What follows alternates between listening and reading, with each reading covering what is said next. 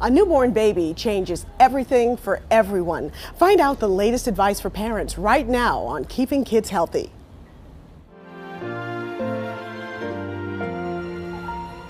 Hi, I'm Dr. Winnie King in the lobby of the Children's Hospital at Montefiore, so you may hear a lot of noise in the background.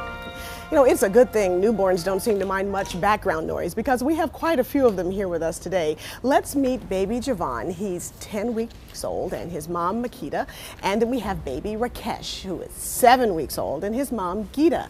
And of course we have baby Cecilia. She is 11 weeks old and her mom Danielle. And Makita, let's start with you. How are you finding mommyhood so far? I am loving every minute of it, but it's the toughest job I've ever had because I've never been more concerned about making sure I'm doing everything correctly. Yeah, surprise, surprise. It's a full-time job, isn't it? You know, we've got a lot of information coming up about this new job of yours, including sleep and breastfeeding. But let's start with your baby's health. Pediatrician Stephen Sheloff is the editor-in-chief of the American Academy of Pediatrics book, Caring for Your Baby and Your Child. And Stephen, you know, the first question most parents have is how soon after the baby gets out of the hospital should they come back to the doctor for a visit? Most parents would say 5 minutes, right? Right. Well, that's what it feels like. Actually, anywhere from 2 days to sort of 10 days, but it's very pediatrician parent dependent. If it's a brand new mom and baby, they want to get there a little sooner, and the pediatrician will too. But if it's a comfortable third baby and mom's okay, then 10 days or so is a good range to consider. Yeah, and just a good idea to just teach mom to sort of watch the baby and see what's going on. Absolutely, with the baby. that's the key, getting mom comfortable with watching the baby. Yeah, Makita, and by the way, we have somebody that's wanting to be a part of this show in a major way, and that's okay. He's just a little hungry, so mommy's going to give Rakesh a little something to drink while we talk. Makita, you were wondering about watching your baby closely, right? Absolutely. I watch him like a hawk. When he's awake, I'm watching him. When he's sleeping, I'm like, how do I know everything's okay? Well, you know, it's always a question, especially for your first baby, but you want to be sure, is the baby eating well? Is the having bowel movements, urinating diapers every 4 to 6 times a day, moving all arms and legs equally, maybe a little blue at times when cold, but really the rest of the time pink. Those are some of the things you're looking for. Okay. Yeah. You know, one of the concerns that we have with newborns is jaundice. Right. You know, and let's talk about what is jaundice and why is it so important? Well, jaundice is when the red cells inside of the baby's circulation break down, and that's normal. It releases something that becomes bilirubin that gets yellow in the skin and sometimes even in the eyes. But it's important that that level not get too high. Most kids, it never gets too high, but the important thing is if it is too high, then pediatricians need to be contacted. So parents should just be looking for yellowing of the skin? Right, yellowing the skin or yellowing of the eyes for sure. Call your pediatrician. He may want to see the baby, probably will, and may want to put the baby under something we call the Billy lights, which everyone knows about. That keeps the bilirubin below a certain number, above which it could get dangerous if it's very high. But what about vomiting? I mean, this is something that if you're a new parent, you get real up close and personal with vomiting and spitting up. What's the difference between the two? Well, spitting up is just a little bit of food coming out on the mouth, and certainly on you as the parent. That's why you wear things to protect yourself. Vomiting is it's more forceful, and that's important to distinguish because sometimes babies can get a little dehydrated if there's a lot of vomiting, and it may tell the pediatrician something else, and you want to let the pediatrician know if that's the case. And what about the crying? I mean, it's normal for babies to cry, but persistent crying, you know, we talk about colic. Right. What is that? Well, colic is defined as excessive, very fretful crying for like 3 hours a day, up till 3 months of age, and 3 to 4 days a week. I mean, it is enough to drive a parent crazy, for sure. And that's an extreme of crying, but sometimes does happen in babies.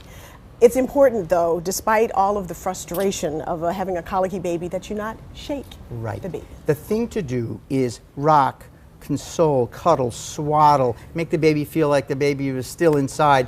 Don't shake the baby. We have a big campaign called Don't Shake Your Baby, because there can be dangerous things happen if you do shake the baby. You know, most parents, when children grow up, they describe their children by, oh yeah, that was the colicky one. Right. That was the one that went. It's Exactly. a big deal. What about fever? Right. Well, fever is not normal in the first couple of months of life, and you do want to be careful. Fever is defined as something above a 100.6. That's not 106, 100.6.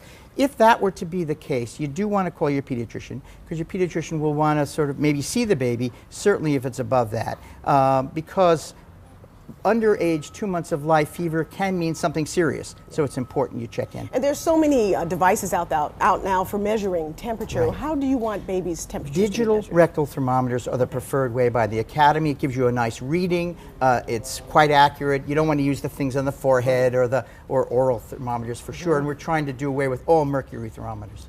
Well, Gita, you have a really good question, I know, for Dr. Shaloff about when do you take the baby out? When is it okay, right? Basically, yeah, that's it. I'm wondering, when is it safe to take the baby out of the house? Well, my first answer, I'm sorry. And crowds are also a concern. My first answer is always, you brought the baby home from the hospital, so it's really okay to go outside.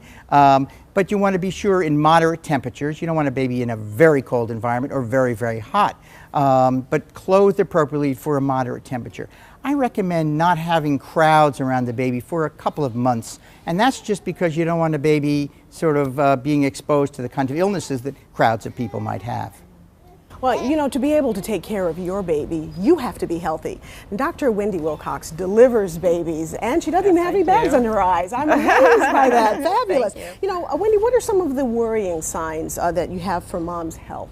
Right. Well, first of all, it's normal to come home from the hospital with perhaps a little bit of bleeding or a little bit of pain, but certainly if the bleeding is increasing to the point of clots or if your pain is increasing, that's something that you'd want to let your obstetrician know. Also, if you develop a temperature, anything above 100.4, a headache that doesn't resolve with pain medication, and or any lightheadedness or dizziness, you'd like to give your obstetrician a call. Now, both Makita and Gita had C-sections. Yes. Are there some specific issues about C-sections that we need to talk about? There are. Generally, women who've had a C-section will come home with a little bit stronger pain medication. You may have a little bit longer recovery time. You really want to avoid lifting any heavy objects. Certainly anything heavier than your baby, you don't really want to lift for about the first week or two. Also, you may need to find a different position for breastfeeding your baby. You don't really want to put the baby on the C-section incision. Yeah, and breastfeeding can actually be a little bit delayed. Yes. In the section? Yes. The anesthesia can delay the milk from coming in, but generally breastfeeding is initiated before mom leaves the hospital. And what about the mental health of the mom?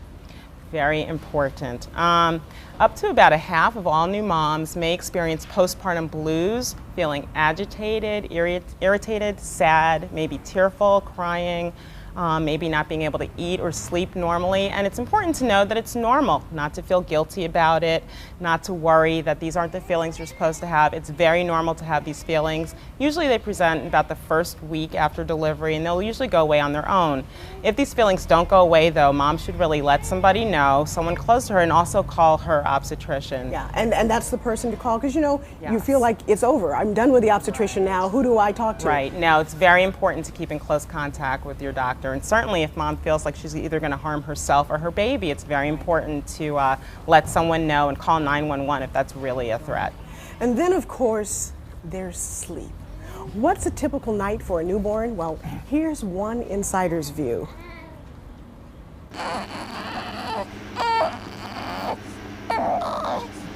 Okay, it's 2:30 and I'm turning the camera off because I can't really feed her and leave the camera. It's just gonna go on for a while.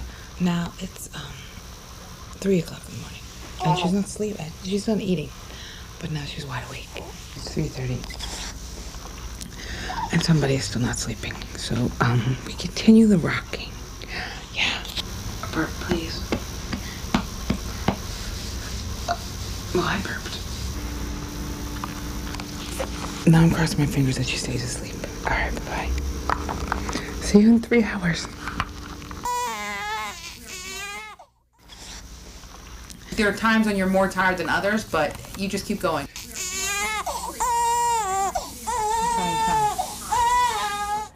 Thanks to Eileen Braun and her daughter Simca for that, and I'm sure those scenes look familiar to all of you, right? Been there, done that. Makita, how's your baby sleeping? Javon is actually waking up every 2.5 hours, so I joke that he's my new clock.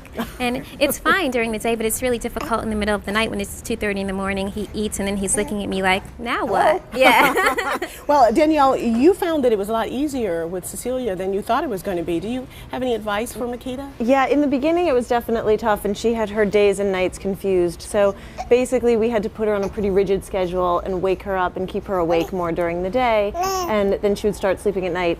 We also discovered the sleep positioning blocks that we put in her crib so she could sleep on her side, because you're not supposed to put them on their stomachs, and the side was the preferred position for her. And she's doing so well. I mean, is she sleeping now? She is sleeping now, which I really would prefer. You want to wake her up, right? Because you're going to pay for this in a few hours, right? Stephen, how much should newborns be sleeping? Well, newborns sleep actually 14 to 16 hours a day. The problem is it's not all together, see, as Kelly was saying. So there are going to be 2, 3, 4 hour stretches and then wake up to be fed and held and rocked. So that's the problem. And so it's important to sort of realize that's the sequence for at least a month or so. Now, Gita, you wanted to ask a question about where the baby should be sleeping. Sure. Basically, when is it, at what stage should the baby move into its own room, and, from sleeping perhaps in the bassinet to a crib? Well, first we want to remind people about the Back to Sleep campaign from the Academy of Pediatrics. That's crucial that we put babies on their backs, or in your case, for instance, on the side in the first several months. That has reduced the incidence of sudden infant death syndrome tremendously. So that's the first thing. The second is, in a bassinet next to you in the room, in your bedroom, is great for a couple of months.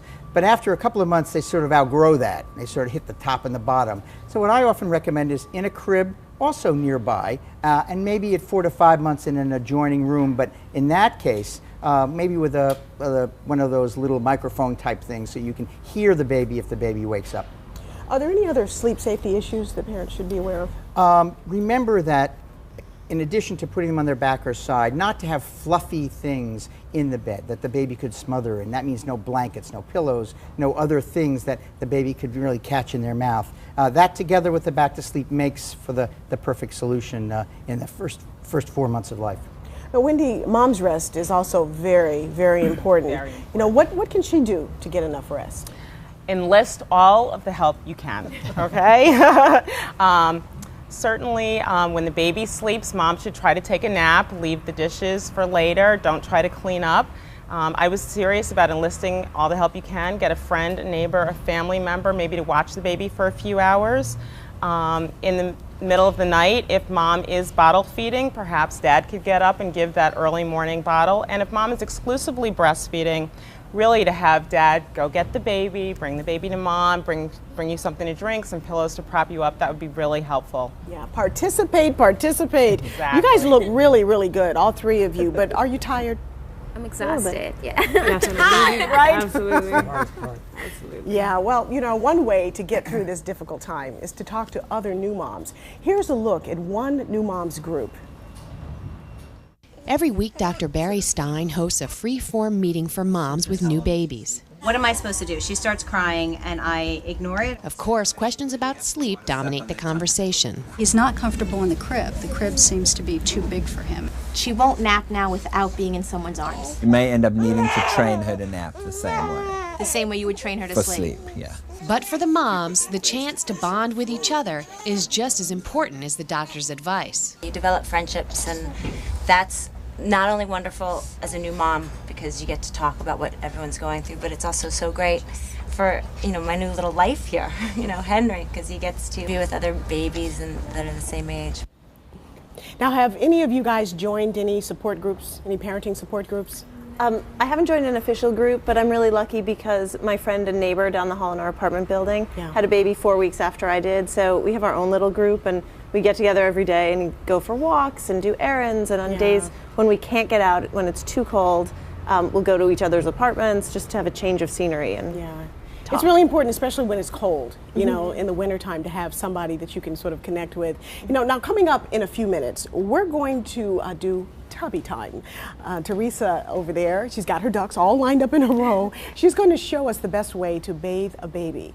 But first, let's talk about feeding your baby. If you're using formula in bottles, be sure to sterilize everything and talk to your pediatrician about feeding schedules. But as you may know, the American Academy of Pediatrics recommends breastfeeding if possible. Now, despite how natural breastfeeding is, it's not always so easy. In fact, a lot of moms experience pain from sore nipples when they start. But don't give up, because lactation consultant Beverly Solo tells us learning the right technique can get rid of the pain. pain is in breastfeeding is an indication that something is not right. Now, it's not just if it's painful you're doing something wrong, because this is learned and you're not an expert in the beginning and you have to figure it out. But if a baby is latched on well and sucking properly, it should not be painful. So, Beverly teaches moms and babies the proper breastfeeding techniques. An important thing to know about any baby's mouth is that it needs to be open really wide, maybe wider than that, to latch on well. And once baby opens wide, Beverly uses a diagram to show good latch. And this is a bit counterintuitive because if the baby is in the right place to latch on well, it actually looks like the mother's nipple is going to go up the baby's nose. You would think that you would start with the mouth centered, but really you want to touch the lower lip about an inch from the tip of the nipple so that the nipple just clears the top lip. I wish that I had known you when she was 3 weeks old because we were nursing and it was really painful. If moms are comfortable nursing, they're more likely to stick with it, and that has health benefits for babies. It's perfect nutrition at a time when perfect nutrition is really important. So Beverly, you were coaching these moms at a New York City store called the Upper Breast Side. How cute is that? It's nice to maintain a little sense of humor in all of this, you know. Absolutely. I know that new moms start nursing right in the hospital when they choose to breastfeed as soon as their babies are born, but when does mom's milk actually come in? The mature milk typically comes in anywhere from day 2 to day 5, sometimes longer, but for most people early on. And before the mature milk comes in, there's colostrum in the breast, and that's a very concentrated first milk that is usually enough for most babies, and it's chock full of antibodies. Yeah, it's good stuff. We want the babies to get that. And speaking of good stuff, I have to comment that Rakesh is busily breastfeeding with Gita right now. That's why he's so quiet. He was talking quite a bit earlier, but now he's breastfeeding and very, very comfortable. How do you know when your milk is in? Most women find that the breasts fill, get denser and heavier. Hopefully they don't get painfully engorged. Some women do experience that. But the breasts fill up and there's a larger volume of milk, and the milk usually gets whiter in color. Yeah, it's very important for the baby to get enough to eat. I mean, that's the concern moms always have, you know, is my baby getting enough? How do you know if your baby's getting enough food? Well, there are a number of things to observe, and it's important to look at all of them, at the whole picture. Babies need to feed frequently enough, usually at least 8 times a day. They need to feed effectively with frequent swallowing, not just sucking. They need to appear satisfied after breastfeeding and not be looking for something else to suck on. Usually the breast softens. There are lots of pees and poops, and finally weight gain, which is something the pediatrician would do. Parents will often, especially new moms, start counting. You know, they want to know, like, how many diapers should be wet? How much poop should I be looking for? Is there a guideline for that? Well, it increases with every day after birth, and usually in terms of wet diapers, 1 more than the number of days old. So on day 2, 3 wet diapers, and so on. Up to? Usually around 6, sometimes more. Yeah. A day. Stephen, one of the concerns that I've seen new moms come to me with is my baby's dehydrated. Right. You know, how do we know when a baby's dehydrated? Well, the first thing you'll see is the baby will have fewer wet diapers, so the baby is making less urine. The second thing you may see is that the baby may have lost some weight if you're weighing the baby, and then the eyes may be fallen back or a little sunken, and the fontanelle, the soft spot up there, will be a little depressed. All those, and the mucous membranes in the mouth will be a little dry. Those are indications that the baby is getting a little dehydrated. And if you see any of those kinds of signs in your newborn, what should you do? Really important to talk to your pediatrician.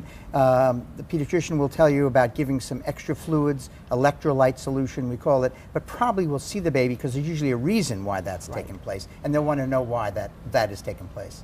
A big concern moms have also, Beverly, is the production of milk, you know, making enough milk for the baby. Is there anything they can do to increase production of milk? Nurse early and often, and the more milk that's taken out of the breast, the more milk the breasts make. And usually that is driven by the baby if the baby's feeding well, so early and often. What about what mom should be eating? Are there any special rules for mom's nutrition when she's breastfeeding? good nutrition for the mother. Usually breast milk is going to be high quality no matter what the mother eats, but the mother needs to eat a good balanced diet for her own health. Yeah, and eat consistently and not get too run down, because you can get run down really, really easy. And Wendy, sometimes moms get an infection in their breast called mastitis. Right. Talk to us about what that is and what do we do about it? Mastitis is an infection in the breast. Usually it's characterized by the breast being more firm than usual, more tender, and mom may also have a fever. The mom really does need to call her OB/GYN because that needs to be treated, usually with antibiotics. She can breastfeed during the treatment. And that, I think, throws a lot of women. It's like, I have an infection in my breast. Why would I let my baby breastfeed? Won't they get the infection too? No, and actually the antibiotics that we prescribe are safe to take during breastfeeding also. But really, mom will pass on the antibiotics to the baby and the baby will be fine. What about pumping the breast? Is that something that women should routinely do just to get more milk or to store? Not routinely. I recommend that women pump if their babies are not getting enough at the breast, or if they do need to increase their milk supply and the baby isn't doing that for them. Do any of you guys pump? All of you do? And do you find it particularly uncomfortable? A lot of women have complained about pumping, that it's uncomfortable. At first, I think, it takes some getting used to. It's like if you put the pump on wrong or something, it's definitely painful. And so you store the milk, and then you have plenty if you need others. Yeah. For later. Well, look how quiet he is now. Everybody is so quiet and so well rested. Very, very quiet. We love this, right? This is perfect. But I guarantee you guys will pay for this tonight. That's the only problem. Sometimes insurance covers breast pumps or lactation consultants, so check with your provider. I want to thank so much to all of you for being here, Beverly, Stephen, and Wendy, for being here and sharing all of your knowledge about this. Okay, now I see our moms are going down to join Nurse Teresa Conti to learn the safest way to give an infant a bath. Hi, Teresa. Hi, how are you? Great. Okay, so we start at the head, right? Yes, we start at the head. First, before you even start, you want to prepare everything. Okay. Have it all ready for you so you don't have to walk away and ever leave the baby, because you never ever leave the baby in the tub. I'm right-handed, so I'm going to hold on to this very good boy with my left hand. Take my washcloth, use one end of the washcloth with one eye. Flip your washcloth, other eye, do the face. You want to do clean to dirty. So the face, neck, body, legs, diaper area last. Okay? And then when you're done, you can take him out, and then you can shampoo the hair. Now, a lot of babies get what we call cradle cap. Right. How do you deal with that? Well, there are a couple of ways. You can discuss it with your pediatrician. Some pediatricians recommend using a dandruff shampoo once a week. Others say a little bit of baby oil and combing it out helps. So it's just a good idea to just check with a pediatrician. Yes, because they have different remedies. Now, what about the water? Should the water be cool, tepid, warm? How do you judge? It should be warm because you're submerging the baby. The best way to test is using your elbow. Dip your elbow in. Your hands tend to be a little bit more tolerant to heat than your arms. Your arms are a little more sensitive. And if it feels, when you put in, that you can feel the water a little warm, that's a good temperature. Okay, and no bubbles? No, no. Okay. And soap also is optional. Babies really don't get dirty, so you can use, soap. Don't ever use soap on the face, though. Okay, now what about lotions and powders? That's all also, it makes them smell good. It's really not necessary. Babies have beautiful soft skin. It'll stay that way without lotion.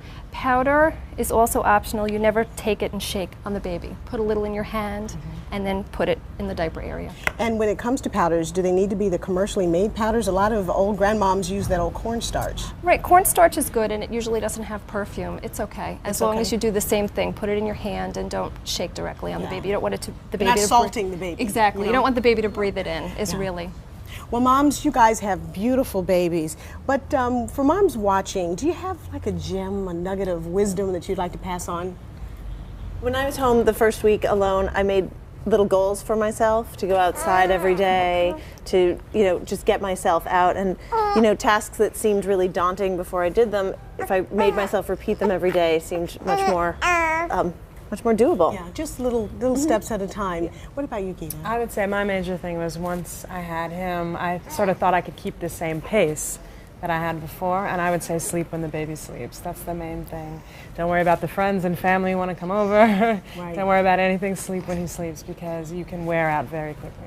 Well, and there can be a lot of pressure too when you have a newborn baby. Everybody wants to come and see the baby, and they want you to have the baby up, and they want to talk, and it can literally wear you out. So it's okay to just say, no, need a break. Screen the calls. Yeah, stop, no more. And what about you, Makita? I would agree. Sleep when the baby sleeps. New babies need their sleep, but so do new moms. And I'd also say trust yourself, because there's nothing like that maternal instinct. That's right. Yeah, that's so important. And I know that comes with experience, but all of your babies are so beautiful, and I hope that they grow healthy and strong. You know, for more resources, check out the AAP.org organization, which is the American Academy of Pediatrics. It's their website, or lalecheleague.org. This is the site for La Leche League International, which has breastfeeding information for you, or you can call them at 1-800-LA-LECHE. Thanks so much for all of you being here and sharing all of your beautiful babies with us, and thanks so much for the tips on bathing babies. Very important. And we will see you next time on Keeping Kids Healthy.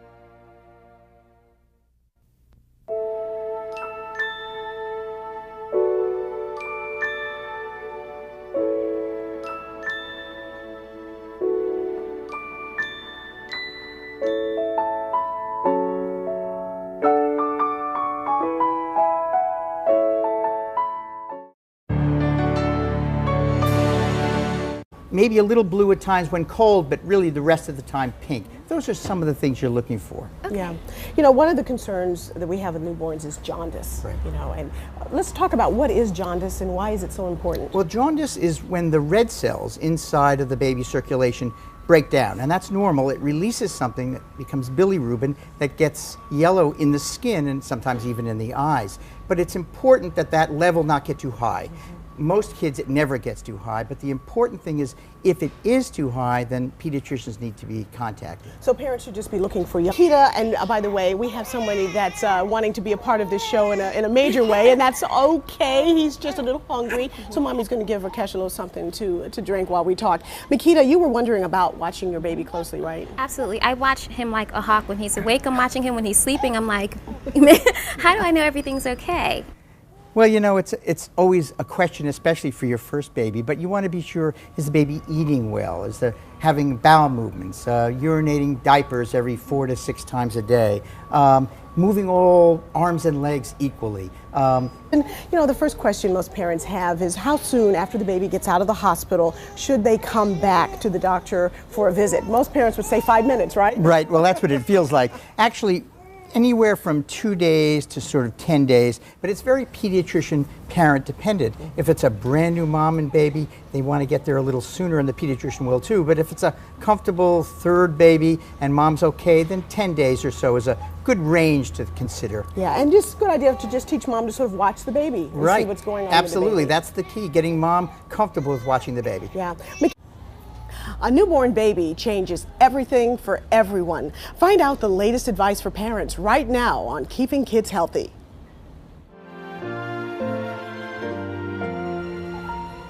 Hi, I'm Dr. Winnie King in the lobby of the Children's Hospital at Montefiore, so you may hear a lot of noise in the background. You know, it's a good thing newborns don't seem to mind much background noise because we have quite a few of them here with us today. Let's meet baby Javon. He's 10 weeks old and his mom Makita. And then we have baby Rakesh, who is 7 weeks old, and his mom Geeta. And of course we have baby Cecilia. She is 11 weeks old and her mom Danielle. And Makita, let's start with you. How are you finding mommyhood so far? I am loving every minute of it, but it's the toughest job I've ever had because I've never been more concerned about making sure I'm doing everything correct Exactly. Yeah, surprise, surprise. It's a full-time job, isn't it? You know, we've got a lot of information coming up about this new job of yours, including sleep and breastfeeding. But let's start with your baby's health. Pediatrician Stephen Sheloff is the editor-in-chief of the American Academy of Pediatrics book, Caring for Your Baby and Your Child. And Stephen,